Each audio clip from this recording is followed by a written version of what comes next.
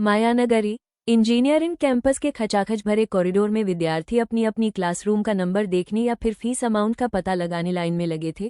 कुछ बाहर गार्डन में इधर उधर घूमते अपने कॉलेज को आंखों ही आंखों में आंकने की कोशिश में थे। कुछ लड़के एक और जमा इधर उधर की बातों में लगे थे कि एक लड़की भागती सी उनके पास चली आई।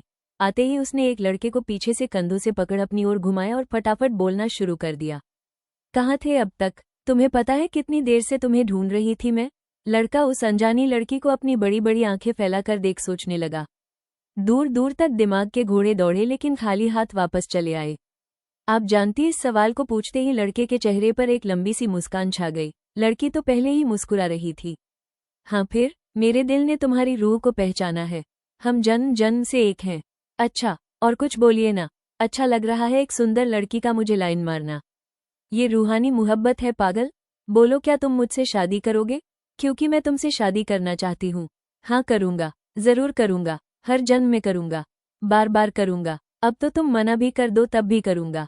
वो शायद और भी कुछ कहता रहता, लेकिन तब तक वो लड़की अपने दुपट्टे को संभालती वहां से वापस निकल गई और लड़का अपने बालों पे हाथ फिराता उसके कदमों के निशान देखता रह गया। यह है कहानी के नायक अभिमन्यु मिश्र, मध्यम वर्गीय परिवार के सबसे बड़े लड़के, जिनके कंधों पर जन्म के साथ ही ढेरों जिम्मेदारियों का बोझ आ जाता है। कुछ उसी तरह के, लेकिन अपने बेलौस और बेपरवाह स्वभाव के कारण ये किसी बात को बहुत ज्यादा दिल से नहीं लगाते। इंजीनियरिंग भी इन्होंने तुक्के में ही ज्वाइन कर डाली। गणित कुछ ज्यादा ही अच्छी थी। आस पड़ोस के लोगों ने आर्यभट्ट बुलाना शुरू कर दिया और बस आर्यभट्ट जी ने खुद को नवाजे इस नाम को इतना सीरियसली लिया कि 11वीं में गणित ले बैठे। पढ़ाई लिखाई में दीदे लगते न थे। स्कूल के शुरुआती 2 महीने स्कूल से चोरी छिपे भागकर फिल्में देखने में या स्कूल के पीछे की तलैया में दोस्तों के साथ बैठ सिगरेट फूंकने में निकाल दिए। तीसरे महीने फर्स्ट टर्म्स के इम्तिहान होने पर नानी दादी सब एक साथ याद आ गई। रिजल्ट्स बुरे नहीं बेहद बुरे आए। नतीजा ये हुआ कि मार्कशीट घर पर पिताजी को दिखाने से उतारी जाने वाली चप्पलों की आरती से बचने का एकमात्र उपाय यही दिखा कि आर्यभट्ट जी ने अपने पिता के नकली साइन मारे और परीक्षाफल जमा कर दिया। अब ये छोटी मोटी सी गलती कोई पाप तो है नहीं कि जिसके लिए नरक की अग्नि में जलाने की सजा दी जाए। लेकिन यही समझ जाती तो प्रिंसिपल इंसानियत के दायरे में न आ जाती, पर उसे तो खून पीने वाली चुड़ैल का ही टाइटल भाता है। आर्यभट्ट बाबू के पिता श्री अनिल मिश्र जी के साइन होने के बाद भी धड़धड़ा के मिश्र जी के ऑफिस के लैंडलाइन पर फोन दे मारा और उन्हें उनके लखते जिगर का कांड कह सुनाया, वो भी सारी लगाई बुझाई के साथ। अब जब छौंकी मिर्ची हींग की लगी हो तो स्वाद मीठा कैसे आए। उस रात घर के बड़े राजकुमार की जबरदस्त पिटाई हुई। एक मिडिल क्लास बाप अमूमन जो जुमले सुनाता है वो सब मिस्र जी ने कह सुनाए और उस रात स्वाभिमानी बेटा बिना कुछ खाए ही सो गया। अगले दिन उठते ही उसने एक कसम ले ली कि अब इस साल चाहे विषय कठिन से कठिनतम हो जाए पढ़कर ही पास होना है। इस बार न तो फर्रे बनाए जाएंगे और न ही स्कूल बाथरूम की दीवारों को रंगा जाएगा। अभिमन्यु का अभिमान जागा था। आखिर 11वीं वो अच्छे नंबरों से पास हो गया। अब क्लास के होशियार लड़कों से जरा सी दोस्ती बढ़ी और दोस्ती के साथ बढ़ता गया छिटपुट ज्ञान। 12वीं के लड़कों के जिस ग्रुप में अभिमन्यु शामिल हुए वहां आए दिन NIT, IIT, RIT के चर्चे होने लगे। और फिर अभिमन्यु को दिखा अपनी आज़ादी का पहला रास्ता। पहले तो उसने कभी अपनी आगे की पढ़ाई को लेकर कुछ सोचा ही नहीं था, लेकिन अब उसे अंधियारे में एक हल्की सी रोशनी दिखने लगी थी। उसके सारे दोस्त इंजीनियरिंग की तैयारी कर रहे थे। उन लोगों के मुताबिक अच्छे सारे कॉलेज उनके शहर से दूर थे और बस यही तो उसे चाहिए था। अपने शहर से दूर, अपने घर से दूर कोई ठिकाना जहां वो पढ़े न पढ़े पर सुकून से रह तो सके। यहाँ घर में तो उसका जीवन कतई अस्थिर हो रखा। पिताजी की प्रमोशन पेंडिंग है, अभी को मार लो। किसी से कहा सुनी हो गई, अभी को मार लो। मतलब अभी उनका बेटा न हुआ डस्टर हो गया, जब तब हाथ साफ कर लो। माँ अक्सर उसके पक्ष में बोलती, जवान लड़का है उस पर हाथ न छोड़ा करे। किसी दिन गुस्से में घर छोड़ गया तो, पर मिसिर जी हर बार कोई ऐसी कैफियत दे जाते कि उन दोनों का झगड़ा बढ़ता चला जाता और अभिमन्यु चुपचाप घर से निकल सड़क पर चला आता। वो भी अपने परिवार की समस्या को समझता था। कमाने वाला एक और खाने वाले 5। घर चलाना भी तो मुश्किल था। उसके पीछे उसके एक भाई और जो था उसके बाद वाला उससे 1.5 साल ही छोटा था, मतलब उसकी कॉलेज की पढ़ाई तक ये भी तैयार हो जाना था। उसे इतना तो समझ आ ही गया था कि जिंदगी की खींचतान में थोड़ा आगे बढ़ना है तो उसे इंजीनियरिंग में प्रवेश लेना ही पड़ेगा, और बस उसने तैयारी शुरू कर दी थी। उसकी तैयारी और उसके गणित का ज्ञान देख उसके एक करीबी दोस्त ने उसे IIT और बाकी बड़े महाविद्यालयों के फार्म भी भरने की सलाह दी थी। लेकिन महंगे फॉर्म्स के साथ ही महंगे कॉलेज की फीस सुन उसकी घर पर बात करने की हिम्मत ही नहीं हुई। 12वीं के साथ ही उसने इंजीनियरिंग का इम्तिहान दे दिया और जिसमें उसका चयन भी हो गया। काउंसलिंग के बारे में घर पर उसने डरते डरते ही बताया था, क्योंकि अब तक फॉर्म भरने से लेकर इम्तिहान देने तक का काम उसने अपने पिता हिटलर मिश्रा जी से छिपकर अपने छोटे मामा की सहायता से ही किया था। अभिमन्यु का डर सही साबित हुआ। आज तक पापा किसी बात से खुश या संतुष्ट हुए थे जो आज होते, जहां उसके दोस्तों के पिता बेटों के सिलेक्शन पर मिठाई बांट रहे थे, अभी के पिता का अलग ही राग चल रहा था। क्या जरूरत थी इंजीनियरिंग की? 4 साल बर्बाद करने के बाद जाने कब नौकरी मिले। आजकल इंजीनियर्स ढेरों हो गए हैं, सरकारी नौकरियों के लाले पड़े हैं। इससे अच्छा तो 3 साल की ग्रेजुएशन की डिग्री लेकर पीसीएस कर लेना था। पिताजी की नाराजगी इस बार अभी के समझ से बाहर थी। काउंसलिंग के दौरान वो कॉलेज चुन पाता, इसके पहले ही कॉलेज ने उसे चुन लिया था। मायानगरी विश्वविद्यालय ने खुलने के साथ ही अपने कैंपस में हर एक डिग्री के कॉलेज की स्थापना कर रखी थी। इसके साथ ही सभी कॉलेज में विद्यार्थियों के लिए भी फ्री सिलेक्शन, स्कॉलरशिप के साथ ही मैनेजमेंट कोटा भी रख छोड़ा था। कुछ बच्चे अपने दम पर सेलेक्ट होकर आते थे तो कुछ मैनेजमेंट सीट से।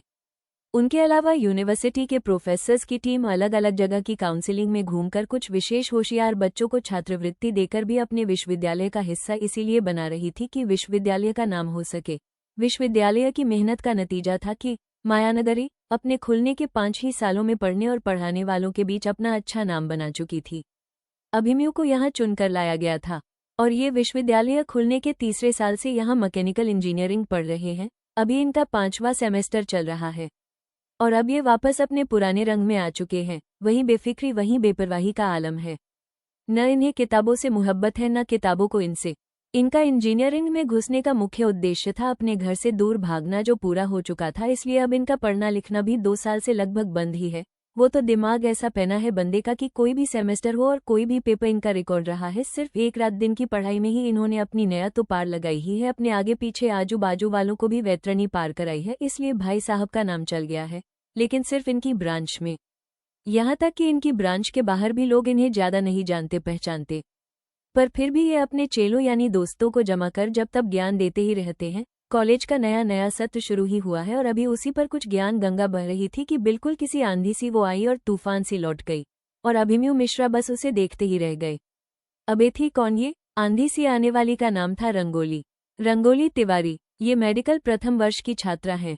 दिखने में नाजुक सी खूबसूरत सी रंगोली का कॉलेज का पहला दिन बहुत बुरा बीता। 12वीं के बाद मेडिकल सिलेक्शन लिस्ट में उसका नाम नदारद था, तो वैसे ही उसने रो रो कर घर सर पर उठा लिया था कि ठीक अगले दिन एक और नई लिस्ट आई जिसमें वेटिंग लिस्ट वालों के नाम थे और यहाँ 7वें नंबर पर रंगोली तिवारी का नाम और अनुक्रमांक मिल गया।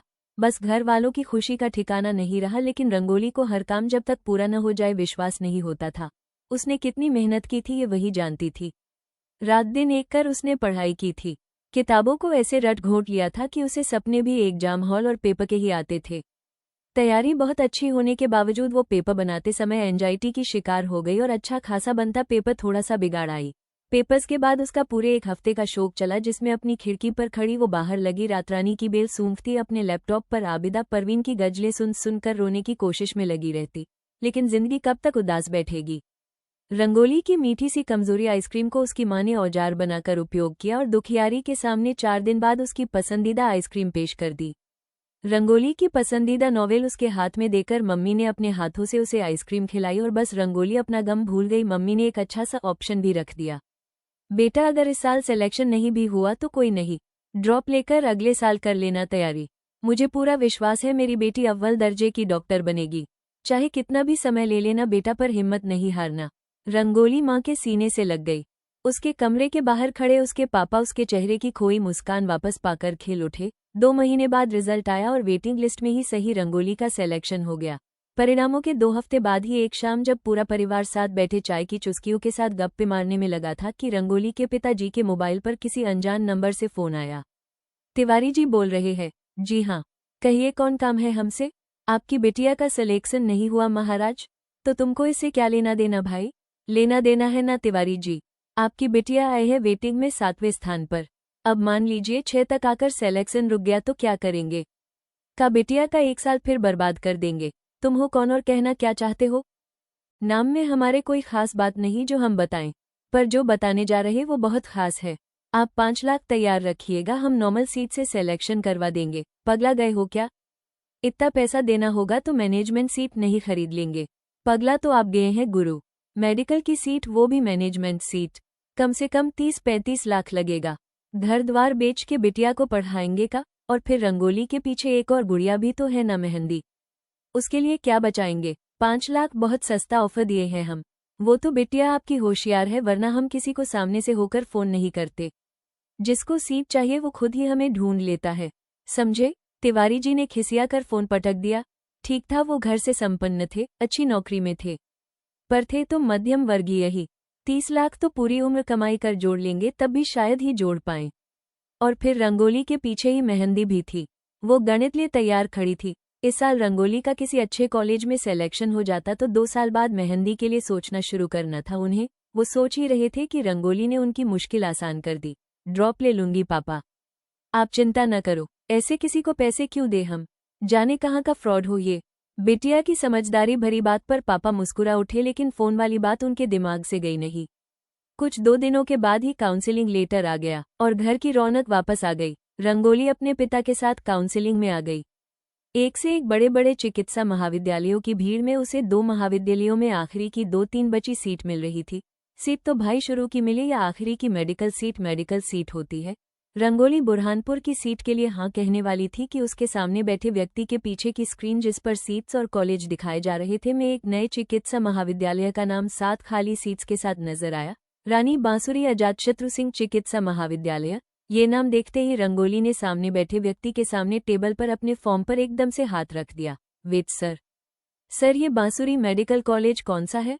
सामने बैठे व्यक्ति ने अपने एक किनारे रखे ब्रोशर को उठाकर उसके सामने कर दिया। मायानगरी विश्वविद्यालय का एक कॉलेज है। मायानगरी में भी बनारस हिंदू यूनिवर्सिटी की तर्ज पर एक ही कैंपस में लगभग सारे कॉलेज खोल रखे हैं। अभी नया बना विश्वविद्यालय है, लेकिन रेप्यूटेशन अच्छी है। यहाँ मेडिकल में 7 सीट उपलब्ध है। सर मुझे यही एडमिशन लेना है।